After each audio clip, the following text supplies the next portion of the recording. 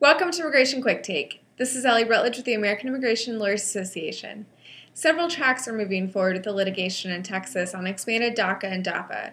Here to share the latest is Beth Werlin, Director of Policy at American Immigration Council. Beth, thanks for joining me. What is happening in district court regarding the immigration action? Well, now that the district court has found that the plaintiffs have standing, the case is able to move forward. At this point, we're still in the preliminary stages of the district court case. The states, the plaintiffs in the case, have asked for early discovery, so that motion is now pending before the district court.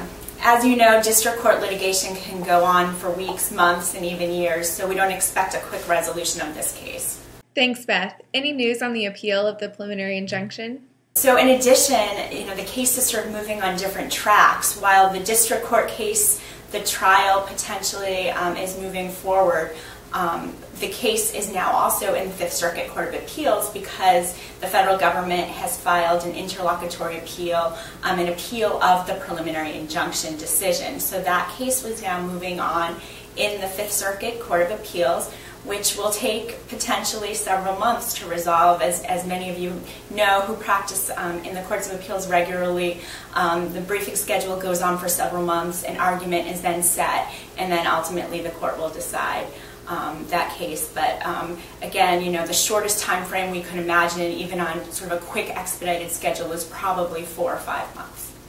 There's also a motion for an emergency stay of the preliminary injunction. What's the latest there?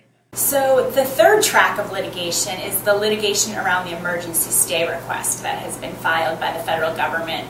So the federal government not only appealed the preliminary injunction order, but it went back to the district court and asked the district court if they would stay the preliminary injunction while the appeal was pending at the Fifth Circuit Court of Appeals.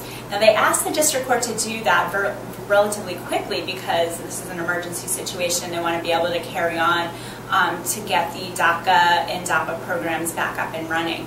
But the district court indicated it was not willing to make a quick decision on that, and the federal government advised that it would move forward and ask the Fifth Circuit for that emergency stay if the district court didn't rule quickly.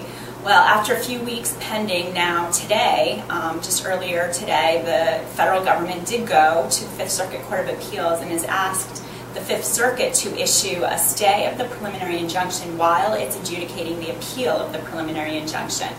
And in that motion to the Fifth Circuit, the government has asked that the Court of Appeals make a decision within the next 2 weeks.